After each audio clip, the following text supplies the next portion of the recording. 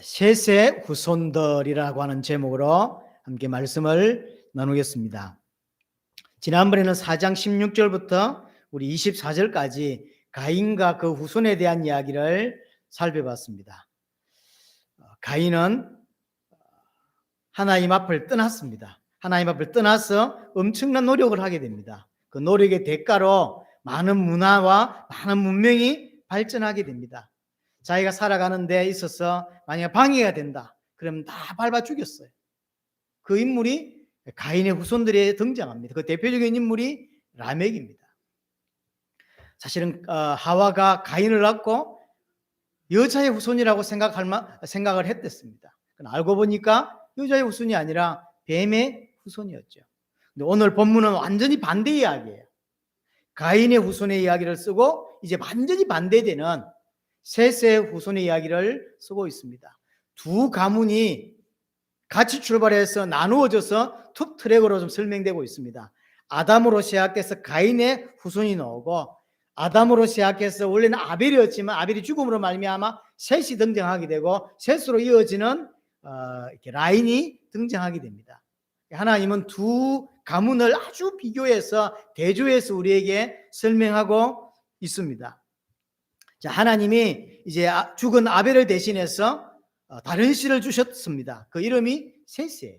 셋이라고는 이름 자체가 어떤 뜻이냐면 주셨다 또는 두었다라고 하는 뜻이에요. 하나님이 주셨다라고 하는 뜻이에요. 하와가 가인을 낳고는 내가 여호와로 말미암아 아들을 창조했다, 아들을 얻었다, 또는 득남했다라고 표현했죠. 근데 오늘 자세히 본문을 보면 이제 셋을 낳고는 그런 표현을 하지 않습니다. 하나님이 내게 아벨 대신에 다른 씨를 주셨다라고 표현해요. 그러니까 내가 낳았다 또는 내가 만들었다 이렇게 표현하지 않습니다. 하나님이 내게 주셨다라고 표현을 하는 거예요. 이게 작은 변화처럼 보이지만 우리에게 주는 의미가 있습니다. 하와는 영적으로 성장하고 있어요. 영적으로. 처음에 가인을 탁 낳고는 여자의 후손인가 이렇게 생각을 한 거예요. 왜냐하면 하나님이 여자의 후손 이야기를 했기 때문에. 근데 지나 보니까 여자의 후손이 아니었죠. 근데 지금은 이제 뭐라고 하죠? 또 다른 아이를 낳았는데 셋을 놓고는 뭐라고 하죠? 하나님이 내게 주셨다라고 표현해요. 내가 만들었다, 내가 낳았다라고 표현했다가 이제는 하나님이 주셨다라고 하나님이 인정하는 신앙으로 성장해가고 있습니다. 기대가 컸겠죠. 가인을 처음에 탁 놓고 여자의 후손일 거다라고 생각하고 기대가 컸을 겁니다. 근데 이 가인이, 그렇게 총명받던 이 가인이 사실은 육신적으로도 굉장히 성공한 인물이라고 이야기했죠. 그 후손들은 전부 다 성공했어요. 문화라든지 문명에 가장 앞에 있었고 가장 축복받았다고 말할 수 있는 그런, 그래서 하와는 처음에 낳고도 여자의 후손이라 생각했지만 자라는 모습을 보고 사실 아벨하고 비교가 되지 않는 거죠. 정말로 대단한 인물로 크니까요. 그래서 오랜 시간 동안 사실은 여자의 후손이라고 생각을 했던 것 같습니다. 그러나 사실은 여자의 후손이 아니었어요. 뱀의 후손이었고 자기 동생을 쳐 죽이는 자가 됐죠. 살인자가 된 거예요. 남을 죽인 것도 큰일인데 자기 동생을 죽인 이런 인물이 됐죠. 여러분 생각해 보세요. 여러분들 자녀들이 한 아이가 다른 아이를 죽인다고 생각해 보세요. 그 남은 가족들, 그 부모는 마음이 어떨까요? 살다가 막 그럴 수 있지. 형이 동생을 쳐 죽일 수 있지. 이럴까요?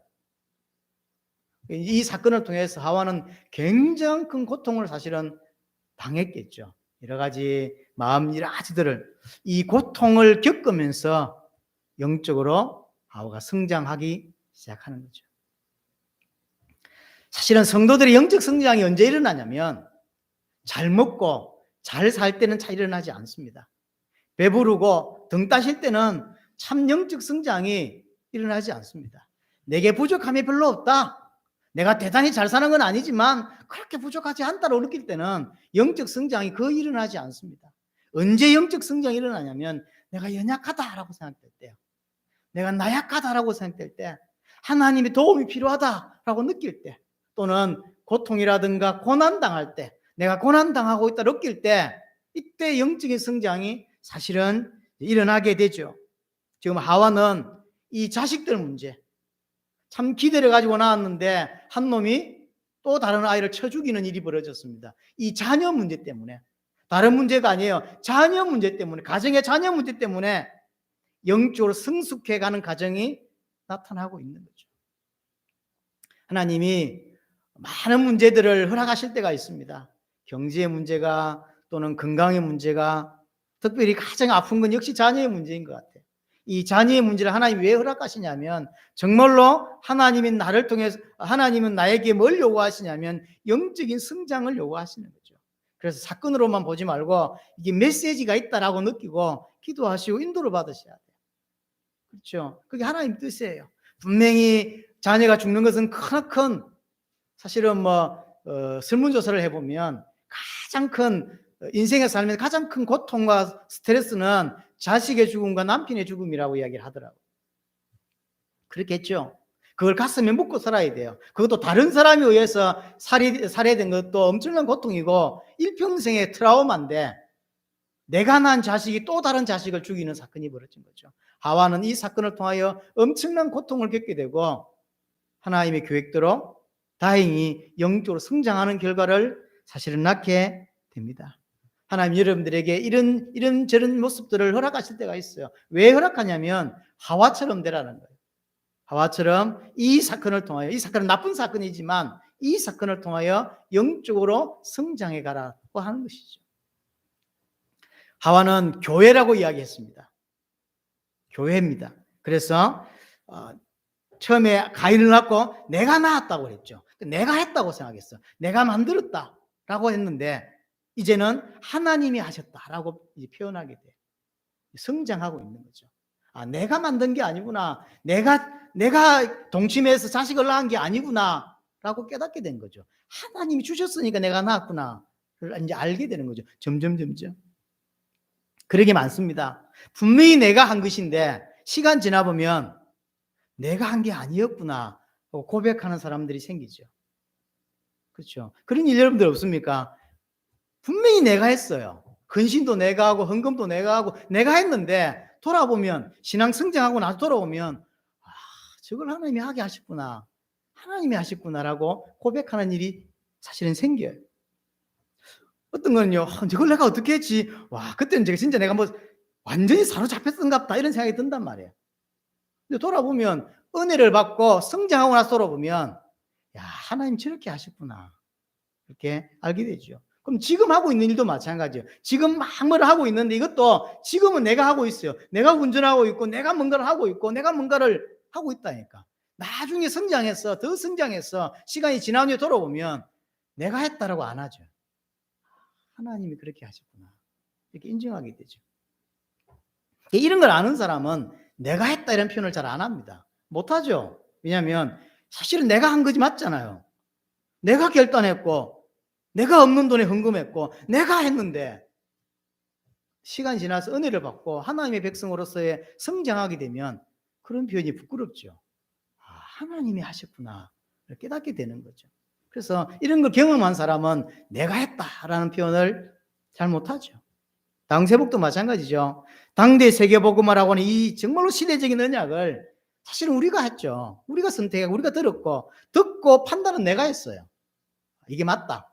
그래서 사실은 크지 않지만 이거 하겠다. 우리 교회가 연약하지만 이거 하다 가겠다. 이게 내가 결단했다니까요. 누가 좋았어, 누가 떠밀었어 이곳이 온 게 아니라고. 근데 시간이 지나서 하나님 은혜 속에 있을 때 생각해 보면 그게 하나의 은혜였음을 알게 되죠. 분명히 내가 저 교회를 갈 수 있었어요. 그런 상황도 있었고 누구의 권유도 있었고 여러 가지 있었어요. 근데 머뭇머뭇 하다가 도망 못 가고 눌렀었는데 그걸 하게 된 거죠. 이게 하나님의 은혜였고 하나님이 진행하셨던 거구나라고 알게 되죠. 그래서 하나님 은혜 속에 있다는 게 참 중요합니다. 하나님 은혜 속에 있으면 진행했던 모든 것들이 하나도 안 힘들었어요. 그런 경험 없습니까? 정말로 지금 돌아보면 저걸 어떻게 했지? 그런 게 있어요. 근데 은혜 속에 있을 때는 하나도 그게 안 힘들었다니까요. 고생한다고 사람들이 이야기했지만 하나도 고생이 안 됐더랬어요. 근데 어느 날 신앙생활이 고생이에요. 힘이 들기 시작하는 거죠. 주일 교회 한 번 오는 것도 힘을 내야 돼요. 옛날에 돌아보니까 말씀 운동을 일주일에 30군데 가까이 뛰고 모든 예배 한 번도, 새벽기도부터 시작해 한 번도 빠진 적이 없고 차량 운행을 비롯해서 모든 걸 다 했는데 하나도 힘이 안 들었어요.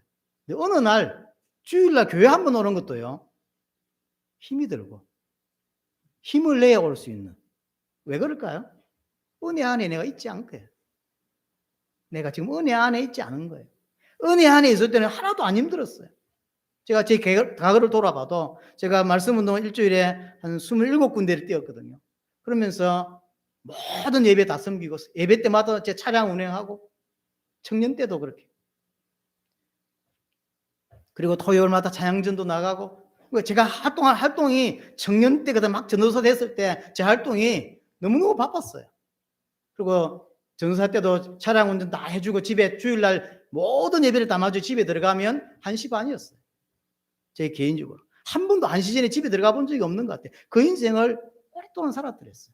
한 번도 너무 고생스럽다. 내가 이렇게 살아야 돼? 이런 느낌을 한 번도 받아본 적이 없어요. 근데 어느 날 교회 한 번 가는 것도요, 힘이 들고 힘을 내야 되고 이렇게 교회 간다고. 제가 지금 그렇단 말이 아니에요. 혹시 또 그렇게 생각하실라? 저 목사님 힘드시구나.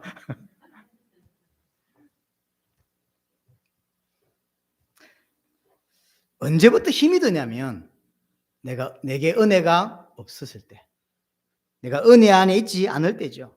이 말은 무슨 뜻이고, 내가 은혜 안에 있지 않단 말은 무슨 뜻이죠? 내가 하고 있는 것, 내가 교회를 가고 내가 뭔가를 하고 있는 거죠. 내가 벌써 하나님 자리에 딱 서 있는 거예요. 그럼 많은 일을 하는데 힘이 듭니다. 하면서 자꾸 힘이 들죠. 지칩니다. 왜 그럴까요? 은혜 안에 있지 않기 때문이에요. 우리가 은혜 안에 들어가야 돼. 여러분이 정말로 하나님 앞에서 크게 쓰임받을 사람인데 빨리 은혜 안에 안 들어가면 하나님은 준비하시는 게 뻔합니다. 고통이라고 하는 것을, 고난이라고 하는 것을 준비할 수밖에 없는 거예요. 왜냐하면 들어가게 해야 되니까. 자, 셋이 아들을 낳습니다. 그 이름이 에노스예요. 같은 흐름입니다. 이게 에노스라고 이름 뜻이 뭐냐면요, 연약하다, 힘이 없다, 부족하다. 아들 이름을 왜 이리 지었을까요? 아들 이름을 지었는데 연약하다 이렇게 지었다니까요. 이것은 하나님이 아벨 대신 주신 셋이 갖고 있는 신앙과 그 가문이 갖고 있는 신앙이 뭔지를 우리에게 설명해 주고 있는 거죠. 어떤 신앙을 가지고 있냔 말이에요. 나의 연약함을 알고 하나님의 이름을 부르고 하나님을 의지하고 하나님만을 바라보는 가문인 거예요. 그래서 아예 이름을 연약하다, 이런 단어가, 에노스라는 단어가요, 시편 103편에 보면 이런 표현이 있어요. 인생은 그 날이 풀과 같고 그 영화가 꽃과 같다라고 했죠. 그 인생이 단어가 에노스예요. 보통 이때는 아담이라고 써도 됩니다. 아담이 이렇게 써도 되는데 아담이라는 단어를 쓰지 않고 에노스라고 써요. 에노스는 항상 연약하고 힘이 없고 부족하고 이런 때 같이 쓰는 단어가 에노스예요. 비로소 이 에노스 때부터 뭐하죠? 여호와 이름을 부르게 되는 거죠. 언제 정말로 하나님의 백성이 하나님을 찾고 하나님을 부르고 하나님을 의지하게 되냐면 내가 연약하다라고 느낄 때, 하나님 은혜가 필요하다, 난 누구보다도 하나님 은혜가 필요하다라고 인정될 때, 하나님이 인정될 때 하나님 이름을 부르는 거예요. 가인의 후손을 보시면요, 육신적으로 너무 성공했어요. 그렇죠. 근데 셋의 후손들을 보면 그런 표현이 없고 이런 에노스란 이름이라든가 이런 이름을 쓰고 있다니까요. 그리고 육신적으로 성공했다고 볼 수 있는 것들 별로 없어요. 보면 자세히 보면 읽고 맨날 죽었다가 몇 살까지 자식 놓고 죽었다, 이것만 맨날 기록해 있죠. 이 기록이 왜 이래? 이렇게 생각이 든단 말이에요.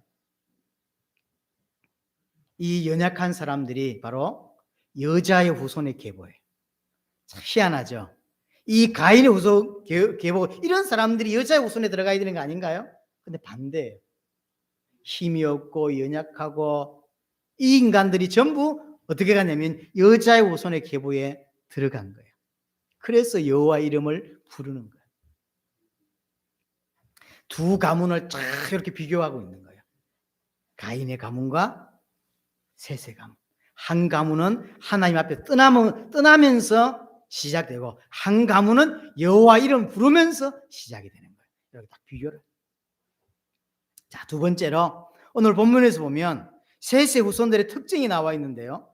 별 내용이 없어요. 그렇죠? 별 내용이 없어요.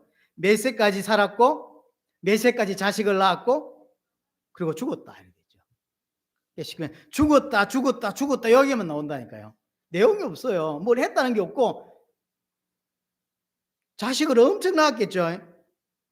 보통 900세 살았죠. 몇 명쯤 낳았을까요? 엄청 낳았겠죠. 근데 다 죽었다고만 표현하고 있어요. 이게 어떤 뜻일까요? 가인의 족보에는 단 한 번도 나오지 않는 단어예요. 죽었다. 그렇죠? 죽었다는 말 대신에 죽였다는 말이 나오죠. 이게 다른 점이에요. 셋의 후손은 죽었다라고 나오고 가인의 후손은 죽였다라고 나와요. 이게 달라요. 그래서 가인의 족속은 죽이는 자로 나오고 셋의 족속은 죽는 자로, 죽임을 당하는 자로 나옵니다.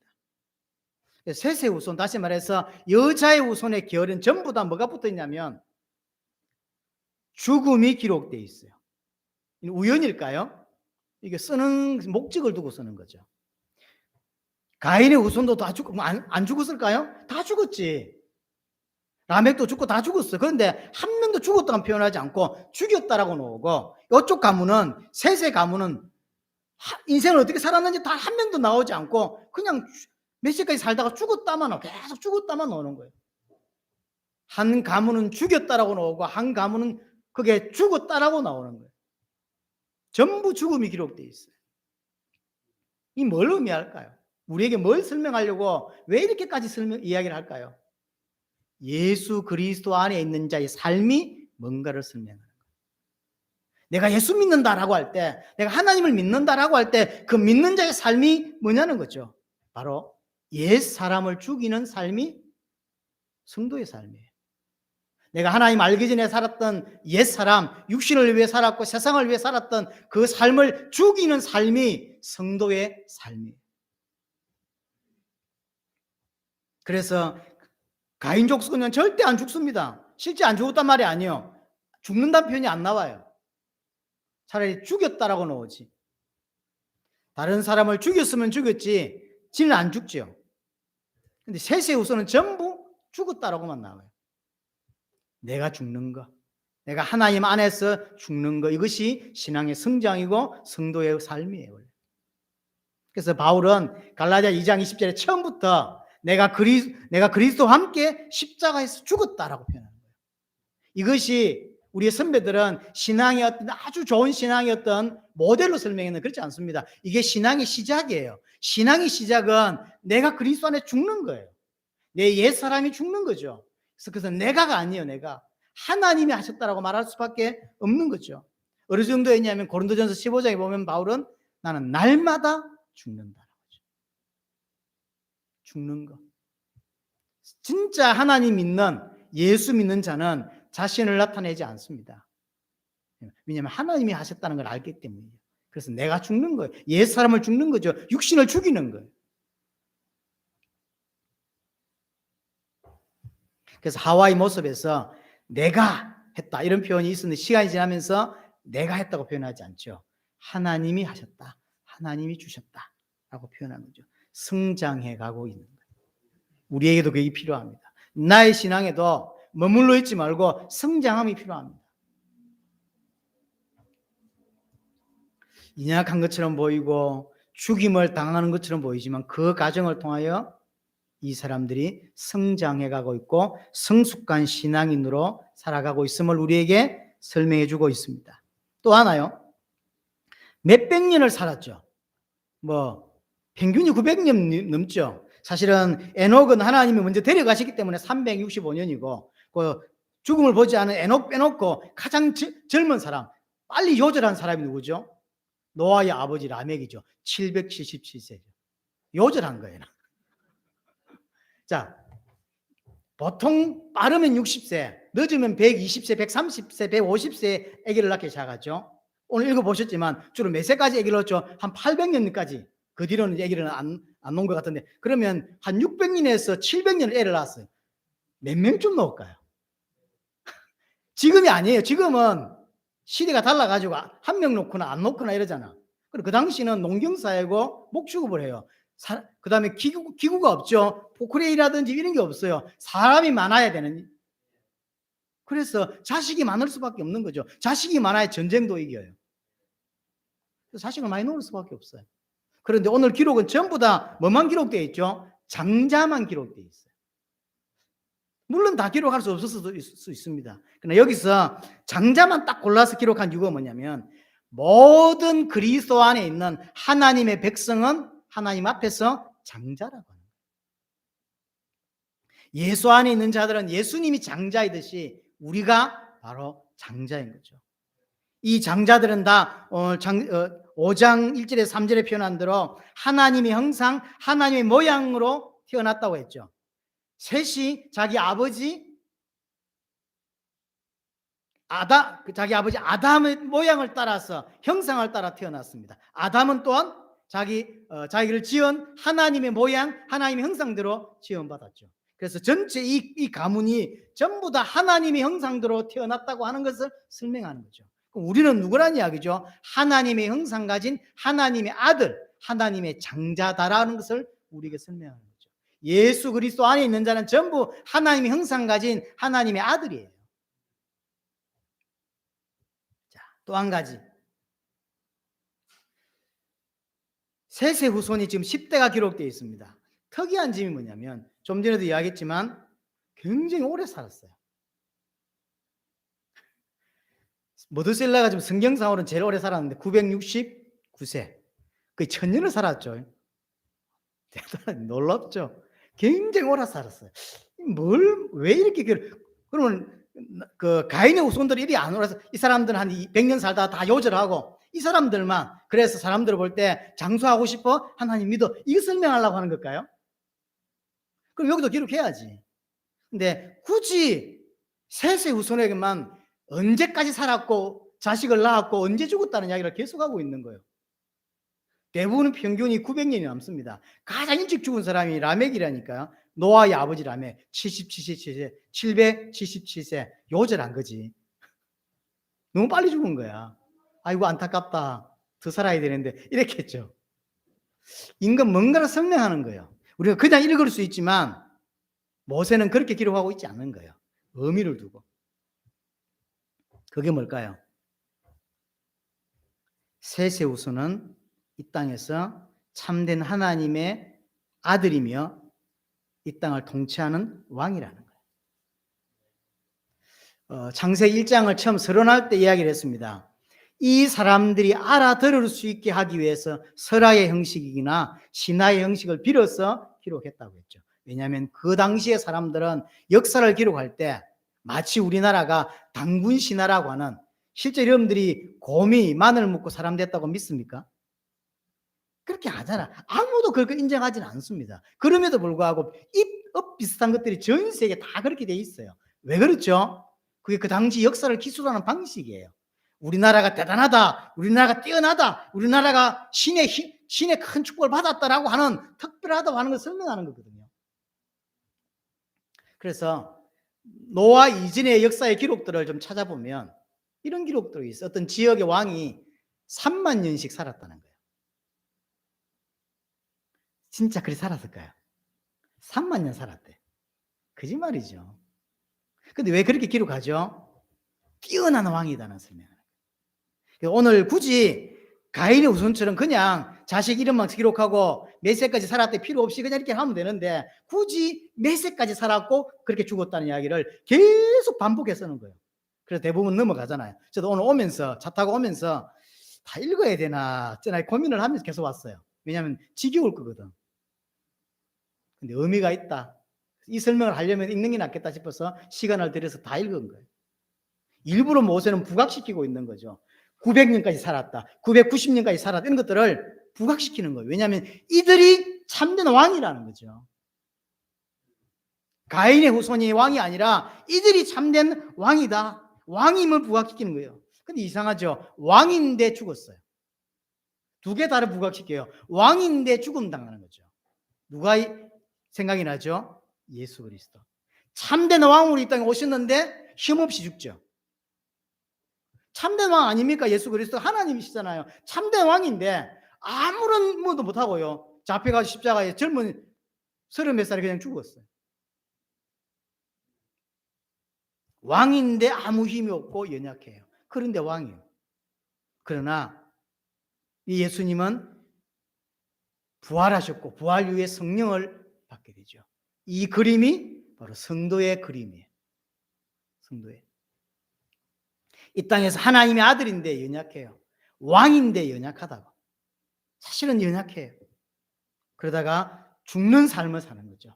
옛 사람을 죽이는 삶을 살아가는 게 성도예요. 그게 끝이냐? 그렇지 않습니다. 그리스도의 부활로 말미암아 영원한 생명을 받게 되고 그리고 성령을 받게 되는 거죠.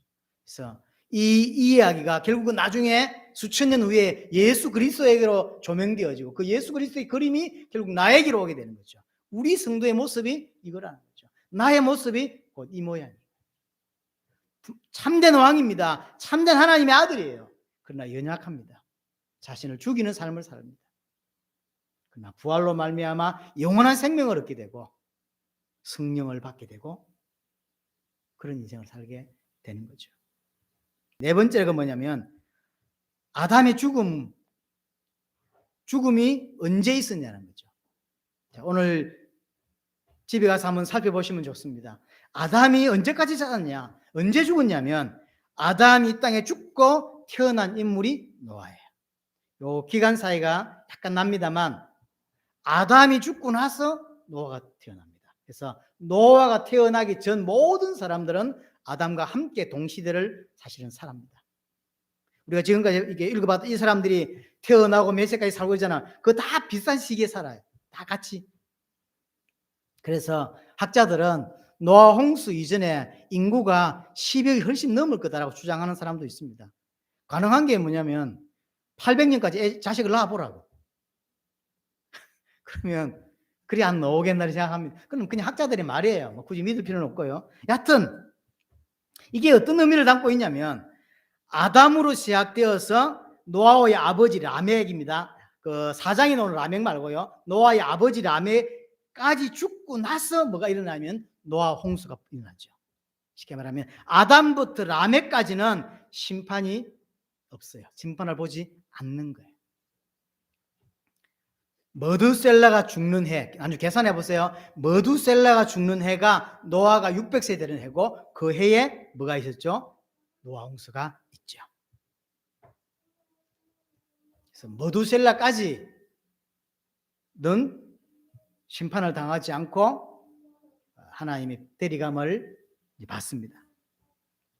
그러니까 아담부터 시작해서 라멕까지 모든 장자가 다 죽고 난 이후에 홍수가 일어났다는 이야기를 지금 하고 있는 거죠. 이 말은 무슨 뜻일까요? 하나님의 백성은 심판을 보지 않는다는 거죠.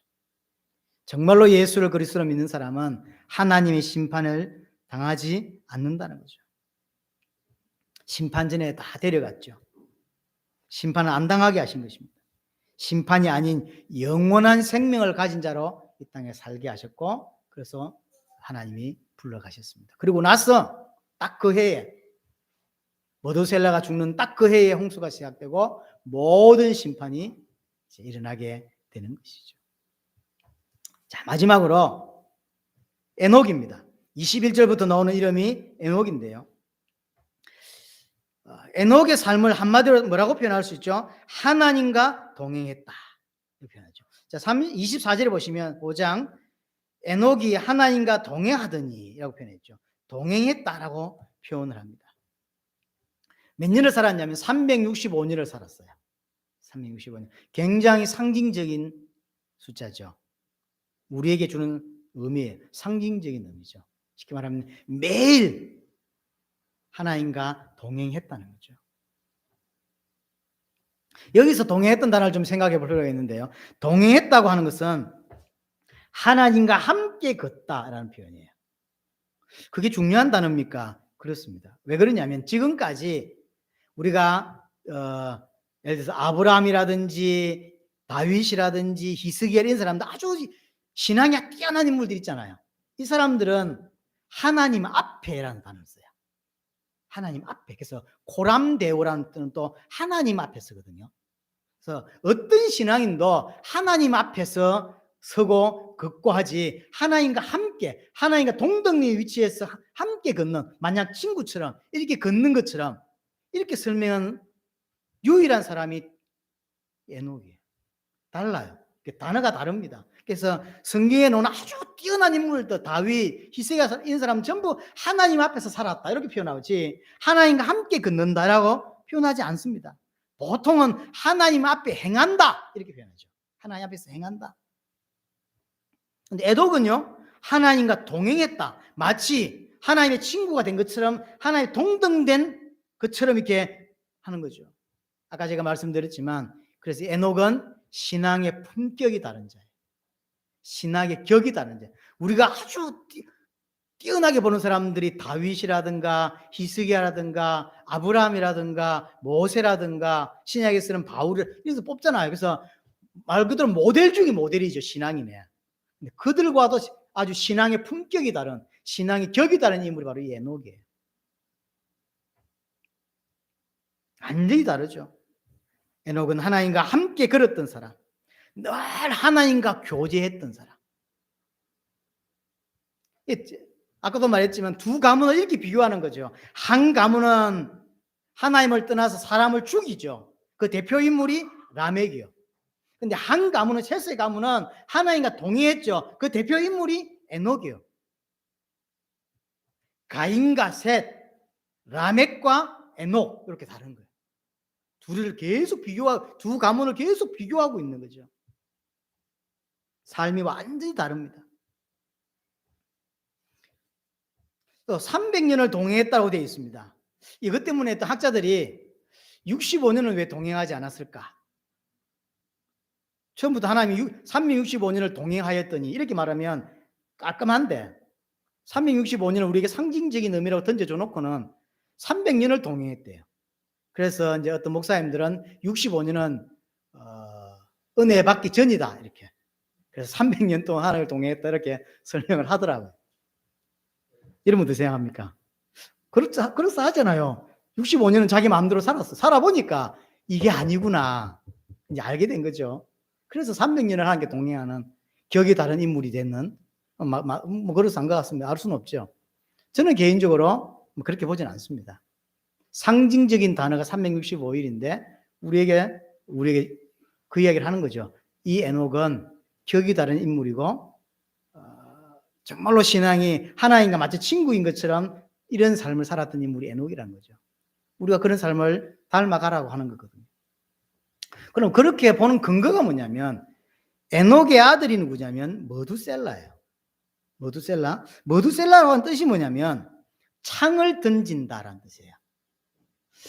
그냥 읽으면 창을 던지는 거하고 이게 뭔 의미가 있냐 싶지만 자기가 에녹이 하나님과 동행하는 거하고 별로 의미가 없어 보이죠. 근데 창을 던진다는 말은 무슨 뜻이냐면 배경을 연구해야 되는데 옛날에 싸움에 이런 게 있잖아요. 전쟁을 나갔는데 1대1로 싸우는 게 있어요. 마치 이쪽에서는 다윗이 나오고 이쪽에서는 골리앗이 나오듯이. 그런 거 보셨죠? 전쟁을 하는데 전체가 한꺼번에 붙는 게 아니라 이렇게 뭐 대장들끼리 내지는 대표가 나와가지고 붙고 만약 지면 어떻게 되죠? 전체가 싸움이 진 거죠. 그런 전쟁이 있거든요. 이 말이에요. 창을 쉽게 말하면 머두셀라가 창을 던졌다는 거죠. 창을 던지는 자인데 전쟁하는 자인데 만약 머두셀라가 졌다? 다 진 거죠. 머두셀라가 죽는다? 다 심판받는 거예요. 뭘 의미하는 거냐면 머두셀라의 죽음과 뭐하고 연결되냐면 심판과 연결시키는 거예요. 머두셀라의 죽음이 심판으로 오는 거죠. 그래서 에녹을 성경학자들은 선지자라고 표현하는 거죠. 아들을 낳고 이름을 지을 때 하나님이 계시하신 거죠. 계시로. 그래서 이 에녹의 아들 모두셀라 이 아들 죽음의 시간과 심판의 시간이 맞추어지는 거예요. 그래서 모두셀라가 죽을 때 노아가 600세가 되고 그때 심판이 있게 되는 거죠. 자, 그렇다면 그걸 계시로 받았고 그래서 이름을 모두셀라로 이름을 지었어요. 이 에녹입니다. 일평생 하나님과 동행한 비결이 있는 이 에녹이 살아있는 동안, 모두셀라가 살아있는 동안 에녹은 어떤 심정이었을까요? 모두셀라를 보는 게 달라요.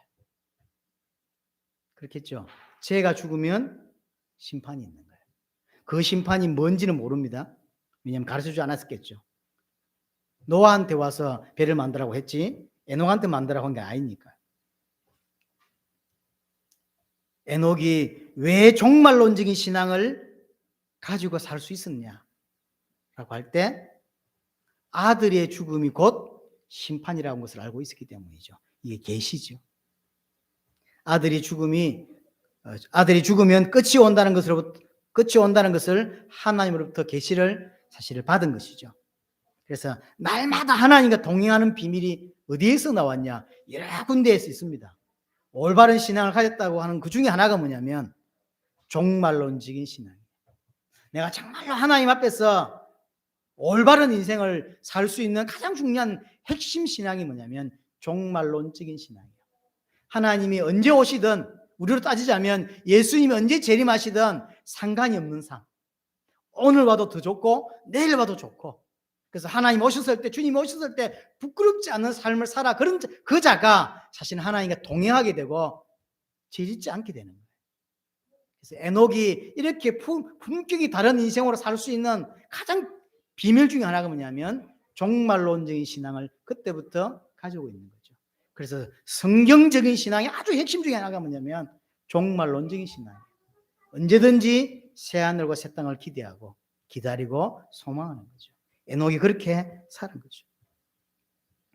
종말론적인 신앙이 가장 성경적인 신앙입니다. 여러분 또한 주님이 언제 오시든 상관없이 부끄럽지 않은 인생을 살아가는 것, 그것이 신자의 모습이에요. 이것이 만약 없다, 당대 세계복음화가 거짓말이고 당대 세계복음화 우리 세대에 실제 일어나지 않는다고 할 때 우리는 분명히 달라집니다. 실제 우리에게 당대 세계복음화 성취될지 않을지는 모릅니다. 진행되는 많은 것들을 보면 안 될 것 같은 이런 모습들이 실제로 전 세계에 너무 많이 있죠. 이게 세계복음화 되겠어? 탈레반이라든지 이걸 보면서 저기 들어가서 언제 복음을 전하지? 그런 생각이 드는 거죠. 현실적으로 볼 때는 내가 뛰면 얼마 뛰겠어? 20년 뛰겠습니까 제가? 20년 안에 세계복음 완성할 수 있을까? 현실적으로는 불가능해요. 사실은 보여요. 그건 현실이고 그러나 나는 어떻게 믿어야 되는 게 맞냐면 내가 살았을 때 주의 재림을 보겠다라고 사는 게 맞는 거죠. 그렇게 헌신하고 그렇게 사는 거죠. 만약 그렇지 않으면 왜 해외를 굳이 나가고 제가 우리같이 작은 교회가 뭘 하고 그렇게 살겠어요. 적당하게 사는 거지. 다른 목사님들이 그렇게 사는 거지. 말장난하며 사는 거지. 성도는 항상 주의 재림이 가장 중요한 신앙으로 와 있어야 돼요. 주님이 금방 오신다. 그래야 뜸든지도 하지 않고 딴 데 내 시선을 두지 않는 거예요. 에녹이 왜 이렇게 품격이 다른 신앙이 될 수 있었냐면 이것 때문에 종말론적인 신앙을 에녹이 다 가지고 있는 거죠. 에녹에게 있어서 모두셀라는 그랬어요. 부표 같은 역할을 했습니다. 부표 같은. 배를 타고 쫙 바다를 가는데 어디가 어디인지 잘 구별되지 않을 때 어떤 부표가 떠 있거나 이렇게 등대가 떠 있는 걸 보고 방향을 잡고 이렇게 하잖아요. 마치 에녹은 자기 인생에 있어서 왜 유혹이 없었겠으며 왜 어려움이 왜 없었겠어요. 근데 그렇게 품격이 다른 신앙이 될 수 있는 이유가 뭐냐면 자기 아들이에요. 아들이 그렇게 살았거든요. 아들을 보면서 하나님 주신 계시가 있었으니까 흐트러지지 않고 자기 길을 걸어가는 거죠. 그래서 성경에서 죽음을 보지 않고 간 사람 중에 하나로 이 에녹 또 한 사람이 엘리야죠. 아주 다른. 자, 두 가문을 비교하고 있습니다. 한 사람은 한 가문은 하나님 앞을 떠나고 한 가문은 여호와를 부르죠. 한 가문은 사람을 죽이고 한 가문은 죽임을 당하기도 하고 한 가문은 육신적으로 굉장히 성공합니다. 한 가문은 그렇지 않죠. 하나님과 동행하는데 모든 걸 쏟죠. 완전히 다릅니다. 그런데 하나님이 오늘 보여주신 이 셋의 가문, 이 셋의 가문을 통해서 신앙이 성장하고 있음을 보여주고 있고 이 하나님의 백성이 어떤 특징이 있는지를 보여줬습니다. 성도는 자신을 죽이는 자의 삶을 살아갑니다. 하나님의 형상이었고 하나님의 아들이었고 하나님의 장자였습니다. 그러면서 왕이십니다. 그러면서 심판을 당하지 않음을 우리에게 설명하고 있습니다. 특별히 마지막 에녹을 통해서 우리와 좀 품격이 다른, 성경 안에서도 품격이 다른 인물로 소개하고 있으면서 우리가 닮기를 원하는 것입니다. 닮을 수 있는 가장 중요한 핵심 요건이 뭐였냐면 종말론적인 신앙이었어요. 이 종말론적인 신앙이 있었기 때문에 흐트러지지 않고 엉뚱짓하지 않고 내가 살아있을 때 주님이 온다고 믿기 때문에 에녹은 그런 깊은 품격에 다른 인물로 살아갈 수 있었던 것입니다. 오늘 하나님께 주신 우리 가인의 후손이라고 하는 이 메시지를 통해서 여러분의 신앙을 더 깊이 있게 되새기고 돌아보고 또 이르들처럼 성장하고 하나님 인도를 받는 은혜가 있게 되기를 바랍니다.